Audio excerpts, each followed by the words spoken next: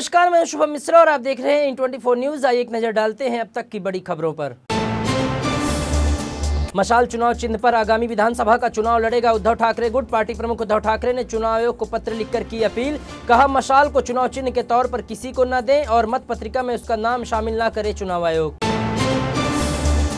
महाराष्ट्र में होने वाले विधानसभा चुनावों से पहले किसानों को मिल सकती है बड़ी खुशखबरी। राज्य सरकार की तरफ से की जा सकती है कर्ज माफी। दरअसल महाराष्ट्र सरकार के वित्त विभाग की तरफ से शुरू हो चुकी है हलचल।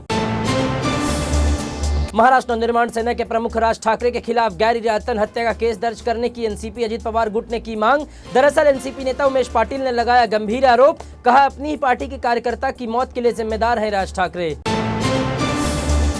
मध्य रेलवे ने मुंबई के प्रतिष्ठित सायन रोड ओवरब्रिज को आज से वाहन चालकों के लिए किया बंद। अगले 2 सालों तक ट्रैफिक के लिए बंद रहेगा सायन ब्रिज। जुलाई 2026 तक इसे तोड़कर दोबारा किया जाएगा तैयार। मुंबई पुलिस ने ट्रैफिक डाइवर्जन को लेकर जारी की एडवाइजरी।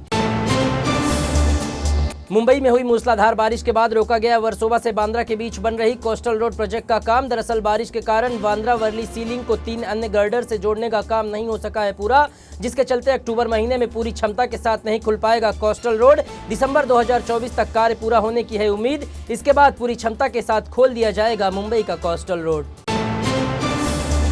घर खरीदने वालों के पक्ष में महाराष्ट्र रियल एस्टेट नियामक प्राधिकरण महारेरा ने उठाया एक और अहम कदम। अब हाउसिंग प्रोजेक्ट तैयार करते समय ही बिल्डरों को सोसाइटी में उपलब्ध कराने वाली सुविधाओं की बतानी होगी तारीख। महारेरा ने कहा, घर की बिक्री के बाद बिल्डर और ग्राहक के बीच बनने वाले सेल एग्रीमेंट में सोसाइटी में होने वाली सभी सुविधाओं की देनी होगी विस्तृत जानकारी।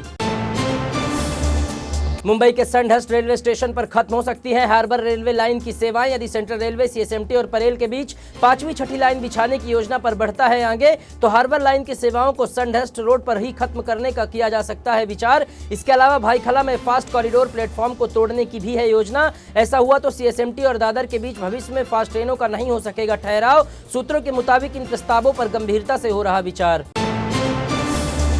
पश्चिम रेलवे ने मुंबई से अहमदाबाद के बीच चलने वाली वंदे भारत एक्सप्रेस ट्रेन के समय में किया बदलाव। अब मुंबई सेंट्रल स्टेशन से 10 मिनट पहले छूटेगी ट्रेन। पहले शाम 3:55 पर छूटती थी ट्रेन, जो अब 3:45 पर करेगी प्रस्थान। हालांकि अहमदाबाद से छूटने वाले समय और स्टेशनों के ठहराव में नहीं हुआ कोई बदलाव। 24 अगस्त से लागू हो गया फैसला।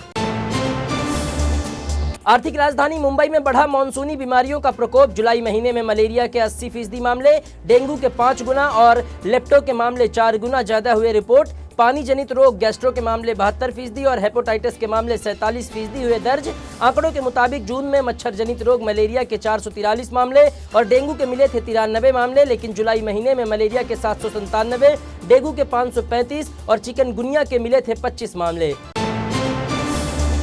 मुंबई सटे नवी मुंबई में पुलिस ने बड़ी कार्रवाई को दिया अंजाम। उपद्रव करने वाले 21 ट्रांसजेंडरों को किया गया गिरफ्तार। दरअसल इन पर सार्वजनिक स्थान पर उपद्रव करने, आने जाने वालों को गलत और अश्लील तरीके से इशारे करने और परेशान करने का लगा है आरोप। महाराष्ट्र के सतारा जिले से आया सनसनीखेज मामला। इंस्टाग्राम पर जिसे लड़का समझकर प्यार कर रही थी लड़की, वो निकली उसी की सहेली। दरअसल लड़की की दोस्त ने लड़के के नाम से फेक अकाउंट बनाकर किए थे मैसेज, लेकिन बॉयफ्रेंड समझकर प्यार करने लगी लड़की और रख दी शादी की डिमांड। राज खुलने के बाद उठाया खौफनाक कदम और दे दी अपनी जान। मथुरा कृष्ण जन्मभूमि केस में मुस्लिम पक्ष को लगा झटका। इलाहाबाद हाईकोर्ट ने खारिज की याचिका। अब हिंदू पक्ष की 18 याचिकाओं पर इलाहाबाद हाईकोर्ट में एक साथ होगी सुनवाई। दरअसल याचिकाओं में हिंदू पक्ष ने शाही ईदगाह मस्जिद की जमीन को हिंदुओं की बताया था और की थी वहां पूजा का अधिकार देने की मांग, जिसके विरोध में मुस्लिम पक्ष ने places of worship act, Waqf act, limitation act और स्पेसिफिक पोजेशन रिलीफ एक्ट का हवाला देते हुए की थी हिंदू पक्ष की याचिकाओं को खारिज करने की मांग। लेकिन मथुरा के चर्चित श्री कृष्ण जन्मभूमि शाही ईदगाह को लेकर हाईकोर्ट ने रद्द कर दी मुस्लिम पक्ष की याचिका। खेलों के महाकुंभ यानी ओलंपिक में भारतीय शूटर स्वप्निल कुसाले ने रचा इतिहास। पेरिस ओलंपिक में शूटर स्वप्निल कुसाले ने 50 मीटर राइफल 3 पोजीशन में जीता ब्रॉन्ज मेडल। भारत को इस ओलंपिक में दिलाया तीसरा पदक। नई संसद भवन के छत से पानी का हो रहा है रिसाव। तमिलनाडु की विरुधुनगर लोकसभा सीट से कांग्रेस सांसद मणिकम टैगोर के द्वारा पोस्ट किया गया एक वीडियो सोशल मीडिया पर हुआ वायरल। शेयर किए जा रहे वीडियो में छत से टपकता नजर आया पानी। अखिलेश यादव का सरकार पर तंज। कहा, नई संसद से अच्छी थी पुरानी संसद। जेडीयू के नेता केसी त्यागी का भी आया अजीबोगरीब बयान। कहा, नई संसद भवन से पानी टपकना है प्राकृतिक आपदा। भारतीय बैंकिंग सिस्टम पर हुआ बड़ा साइबर अटैक, जिसके चलते देश के 300 से अधिक छोटे मोटे बैंकों में ठप हो गया कामकाज। जानकारी के मुताबिक यह साइबर अटैक उस कंपनी में हुआ जो इन स्मॉल बैंकों को प्रोवाइड कराती है टेक्निकल सपोर्ट। केरल के वायनाड में हुए भूस्खलन के बाद 4 गांव पूरी तरह से हो गए हैं साफ। प्राकृतिक आपदा के कारण 256 लोगों की जा चुकी है जान। कई लोगों के अभी भी मलबे में दबे होने की आशंका। करीब 3000 लोगों का किया गया सफल रेस्क्यू। कांग्रेस सांसद राहुल गांधी और प्रियंका गांधी ने रेस्क्यू ऑपरेशन के साथ साथ प्रभावित क्षेत्र का लिया जायजा, वहीं प्रभावितों से भी की मुलाकात। देश की राजधानी दिल्ली समेत कई शहरों से आ रही है बर्बादी की खबरें। राजधानी दिल्ली में आफत बनकर बरस रहे बादल, गड्ढे में गिरने से 2 लोगों की हुई मौत। हिमाचल प्रदेश में कहर बनकर टूटी कुदरत। हिमाचल और मंडी में बादल फटने से दर्जन भर लोगों की मौत, 44 लोग लापता।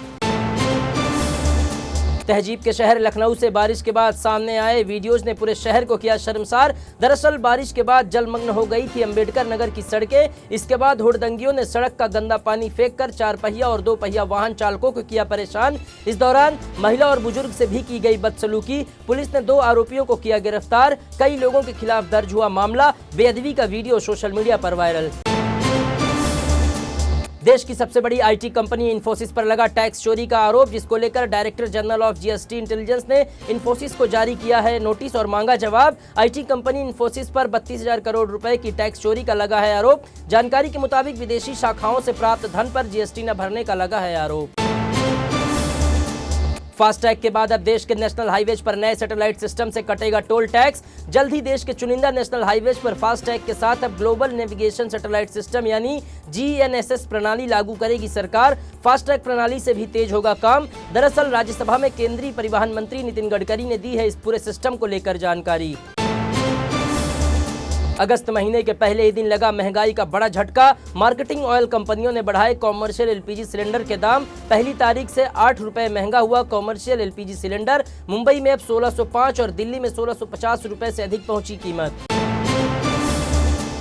फिलिस्तीनी संगठन हमास के पॉलिटिकल विंग के मुखिया इस्माइल हानिया की मौत पर भड़का ईरान। वहीं इजराइल के पीएम बेंजामिन नेतन्याहू का भी बयान आया सामने। कहा बेरूत में हमले के बाद चारों तरफ से मिल रही धमकियां। वहीं अब हमास को लगा एक और झटका। मिलिट्री चीफ दायफ के खात्मे की इजराइल ने की पुष्टि।